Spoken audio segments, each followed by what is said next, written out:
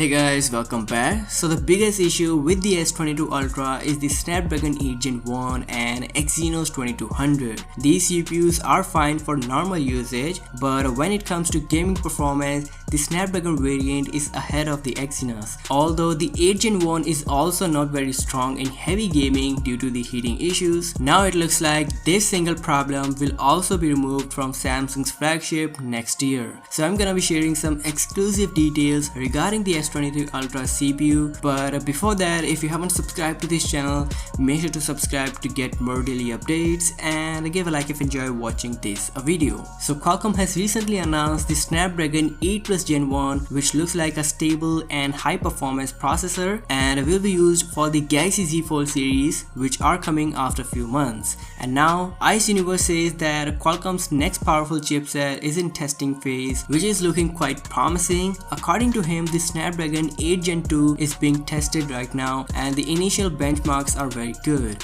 This new CPU is doing pretty well in energy efficiency, which is better than the Snapdragon 888 8 Gen 1 and recently launched 8 Plus Gen 1. This means the S23 Ultra will have the lower battery drain compared to the S22 Ultra. Ice also says that the Snapdragon 8 Gen 2 is looking so strong that there is no reason for Samsung to continue to develop newer Exynos chip, because the power difference will be huge and even normal users will find this performance gap. Now some news regarding the next gen Exynos chip. Samsung has already started working on this CPU, which could be called as Exynos 2300. Twitter user Roland says Samsung's next generation high-end CPU's codename is Quadra, and also a few days back we saw the exact model number for Samsung's mid-range and flagship level CPU. So seems like the Exynos game is not yet dead for Samsung. Companies still wanna fight in the CPU market, but as of now we don't really have much details about the performance gains which Exynos 2300 might bring.